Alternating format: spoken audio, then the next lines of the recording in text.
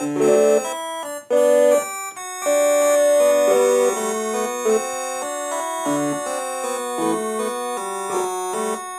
meu caso, como professora de criança, educadora, né? Porque professora propriamente a gente não é, eles que são os nossos professores, porque criança ensina muito para gente. Então, eu acho que falar em censura em relação à educação da criança, eu acho uma coisa um pouco difícil. Eu, por exemplo, sempre estava me censurando para ver se eu estava acertando com eles. Mesmo nas minhas brincadeiras, né? Folia que eu faço na escola com eles até hoje, felizmente, eu sempre procuro ver se eu estou certa. Porque às vezes eu faço muita coisa que para outros adultos, para outros pais, eles podem ficar, mão, né? Brincadeira que eu faço, que eu caçoo, jogo água neles e brinco mesmo muito, para muita gente é censurável. Mas para mim não é. Então eu acho que a censura, no meu caso, em educação, é uma coisa, é uma palavra muito difícil, porque parece que a censura é companheiro da crítica. É uma coisa que eu não gosto de fazer, seja lá com quem for, criticar. Então, muitas vezes eu me policio para ver se eu não vou ser criticada. Como eu faço tudo no meio de criança, a criança não critica a gente. A criança até adora. E ainda eles ficam, tia Uraide, o que ela vem ver? Olha, tia. Eu estou fazendo alguma coisa que para o adulto seria... Mas é tudo brincadeira. Eu acho que aquilo vai ajudar a criança a ser feliz. Porque lá na antroposofia, nos livros do Rudolf Steiner, ele fala muito assim, feliz o professor que faz um aluno sorrir. Então, eu acho, desde que eu li isso, eu falei, meu Deus, tem que fazer essa criançada sempre sorrir. Porque a função da criança é brincar, é viver aquele momento até os 7 anos, a vida infantil. E por que não sorrir? Por que não dar gargalhada? Por que não se soltar? Não é verdade? Então, para muita gente, isso é censurável. Nas escolas padronizadas que a gente vê, a criança não tem essa liberdade que eu acho que pode ter. Para mim, não é censura. Eu não censuraria nunca. Às vezes, tem um menino que gosta muito de empurrar, de bater, ele vem e faz isso em mim. Ele só fala, não faz carinho, não faz assim. Para muita gente, é censurar, não pode bater, né? Não, com criança a gente não pode ter censura. Aliás, tem que ter uma autocensura em relação ao adulto. Porque outro dia, quando eu faço pão com as crianças lá na escola, depois que eles ajudam, fazem o pão e tal, na hora de guardar o pão para ele crescer, ele sempre me pede açúcar mascarado. Ele fala mascarado, é o açúcar mascavo, né? Então eu dou um pouquinho em cada mão. Eles ficam lambendo com tanta alegria.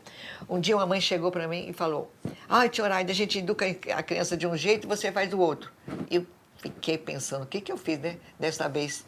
Então, a senhora dá o açúcar para eles. Falei, mas só naquela horinha. E o que tem dar uma gotinha, uma colherinha de açúcar? E aquele açúcar que eles ficam mastigando, tão gostoso, né? E mãe, indiretamente, ela me censurou. Mas eu não fiz conta, não. Continuei ainda ontem, dei açúcar outra vez. Eu dou açúcar mesmo, porque eles ficam esperando. Aí o açúcar, tia, muito obrigado, cantamos a canção do pão e tal. E o açúcar, tia, e já fica com a mãozinha esticada, esperando o açúcar. Então, para mim, para muita gente, porque o açúcar faz mal, blá, blá, blá, blá. Mas isso que eu acho que a censura é uma coisa muito interessante e, ao mesmo tempo, ela é discutível. Para muitos isso é censura, muitos é crítica. Mas eu, lá dentro da minha escola, a única coisa que às vezes eu fico me criticando, será que eu acertei? Peraí, vamos ver, vamos pensar, vamos sair um pouco de lado, vamos ver o que eu estou fazendo. Em geral, a gente fica sempre, eu sempre ensinei isso para as tias, pegar a que bate, ficar sempre do lado da tia. Para a tia defender a outra turminha, né? E ensinando eles, não pode bater, olha a sua mão. Eu aprendi com o Rudolf Steiner, e ele disse que para ensinar a criança que a mão dela vai ficar feia. Então, a sua mão vai ficar feia, mas aí eu aumento. Eu falo assim, a tua mão vai ficar que nem mão de gavião, cheia de unha, cheia de pena. Tua mão vai ficar feia. A criança tem medo da feiura. A criança tem medo da feiura. Se você é uma criança feia, é o bastante para você educar a criança por um bom tempo. Porque ela quer ser bonita. Porque até os 7 anos, a criança só vê beleza. Tudo para ela é lindo. Então, ela quer ter a mão bonita também. E isso funciona. A gente fala, faz carinho, a tua mão é para tocar piano, é para tocar flauta, tua mão não é para bater. Então é para bater palma. Então a gente. Mas não é fácil, e não é só numa semana. Às vezes a gente leva o ano inteiro conversando com aquela mesma criança, insistindo nisso, insistindo nisso. Não bata. Porque muitas vezes a criança apanha em casa. Um dia uma criança bateu numa outra. Bateu um tapa no rosto. Aí eu admirei, porque o menino tão quieto, tão calmo, ele não era de bater, só de brincar. Aí a tia veio falar comigo. Eu falei, ai, pode deixar que eu converso com a mãe. Aí chamei a mãe e falei, olha, ele bateu, ele não é de bater. Ai, ele viu meu marido me bater. Então ele viu o pai bater na mãe. Então ele achou que ele podia bater também na criança que amolou. Entendeu? E o exemplo de casa é uma coisa muito séria. E a gente tem que lidar com isso. Muitas vezes eles vêm com uma pergunta. Tia, outro dia uma menina perguntou assim para mim, tia, a gente morre, para onde a gente vai?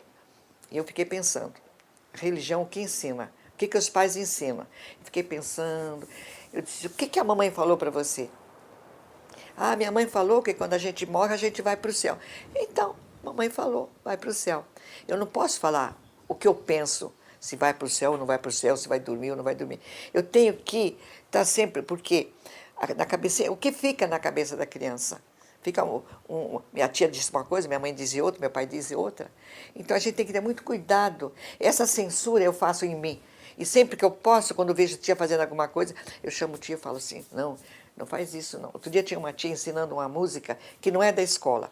E a gente, questão de música na escola, eu como fiz curso, gosto muito de música, leio muito a respeito, sei o que é bom para a criança, para todo mundo. Eu sei, porque a gente lê muito, bastante, e gosto da música e aprendo bastante. E a tia estava cantando uma música que todo mundo canta. Eu chamei a tia e falei, canta a música da escola só. Deve ser sempre o cuidado que ela tem, que ela vai passar uma coisa muito importante para a criança. A pergunta que a criança, ou é o que ela está vivendo. Então, ela está brincando. Ela tira um brinquedo, aquela coisa de ajudar a criança ali tem que ir com calma. Porque eu não posso ir contra ela porque ela está tirando o brinquedo do outro. Ela quer. Ela está querendo um brinquedo. Então, eu tenho que ir com jeito e ajudando. Eu tenho que ver onde eu estou certa. Protegendo, não protegendo, né? Tem que ter muita lógica o que eu vou fazer. E as tias têm esse cuidado na escola. Tem muito cuidado. Uma tira brinquedo da outra, uma bate na outra. Ou estão desenhando. Estão desenhando e vem um e rabisca o trabalho da outra. Aí a tia tem que ir com jeito, com cuidado, para evitar aquela confusão. Porque dá uma confusão. A hora que a criança está trabalhando e alguém vem e rabisca o desenhinho dela. Tem criança que gosta, viu? Deixou, judia da outra. Olha, eu comecei a trabalhar faz tanto tempo. E, meus filhos eram pequenos ainda, eu já lecionava lá no Colégio Americano em Lins. E depois, quando eu fiz a faculdade em Bauru, eu morava em Lins, fiz a faculdade, depois de casada, tudo. Isso que ano? Foi em 42, 43, 62, 63, 64 que fiz a faculdade lá. Aí eu já lecionava no estado, lá em Lins. Então, e lecionava também no Colégio Americano. Eu acho que a gente tem que ser livre. Se já existe aquela célebre palavra maravilhosa que Cristo disse, o livre-arbítrio. O que é livre-arbítrio? É a liberdade de falar, liberdade de pensar, sempre com uma autocensura, porque eu sei o que é bom, e sempre indo para o caminho do bem. Né? Eu sempre achei isso. Indo para o caminho do bem, eu posso falar. Agora, proibir era proibido. Eu me lembro que eu estava na faculdade ainda e eu não sabia. E nós lá, sabe, estudando, correndo, porque naquele tempo, casada com filho e o dinheiro curto e tal, a gente fazia mesmo bastante sacrifício para estudar. E lá dentro da faculdade, existia um rapaz ou dois, não me lembro bem, que fazia parte da CIA, que não é CIA aqui no Brasil, era da... acho que era da CIA, não, mas eu sei que ele era um investigador. Tudo que se passava na faculdade, ele levava para censura. E lá, nós não sabíamos disso. Tanto que tinha algumas irmãs, algumas freiras, que a gente conversava muito sobre, porque quando estuda música, a gente estuda a música da idade antiga, da idade moderna e tal. E tem uma professora que falava muito daquela época, e não podia falar, porque havia liberdade. Depois da Idade Média, houve a Renascença, a liberdade. E eu soube que ele estava anotando o que a professora falava, que ela ia ser processada. Aí veio 64, aí veio uma série de modificações no governo, mas ela ia ser chamada, porque era proibido falar. Falar o quê? Da liberdade. Liberdade de expressão, liberdade de música. Até a música era proibida, né? Tanto na Idade Média como depois, ainda continuou.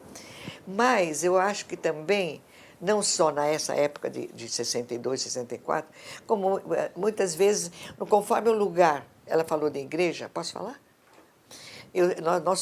Nós viemos de Lins metodista, depois passamos para a igreja presbiteriana. Mas dentro da igreja metodista tem muita coisa que não pode. O crente não pode, não pode, não pode. Um dia eu dava aula numa classe nós chamamos de jovens e juvenis. A minha classe era de juvenis. Juvenis são as crianças que vão de 11, 12 a 15 anos. Ainda não são adolescentes, são pré-adolescentes. Então um deles falou assim para mim: Dona Horaida, a senhora vê televisão? Eu disse: olha, eu não gosto muito de ver televisão. Vejo quando tem algum filme, não gosto. Mas meu marido gosta e tal. Ele disse: porque meu avô não admite que a gente veja televisão. Aí eu disse: ué, mas ele vê? Não, ele vê, mas ele manda a gente sair. Eu falei: que liberdade. Eu falei: como é que é? Ele vê e vocês não podem? Conversa com eles. Se ele tem direito, vocês têm também direito. Fui convidada a não dar mais aula em classe porque eu falei uma coisa proibitiva. Não era proibido, propriamente, mas não se podia tocar nesse assunto. Até a igreja também tinha suas proibições, que eu acho que é uma coisa. Se há uma liberdade dentro da lógica, dentro nossa cultura educacional, moral, por que não o menino ver também o jornal? Que o avô via e ele não podia ver.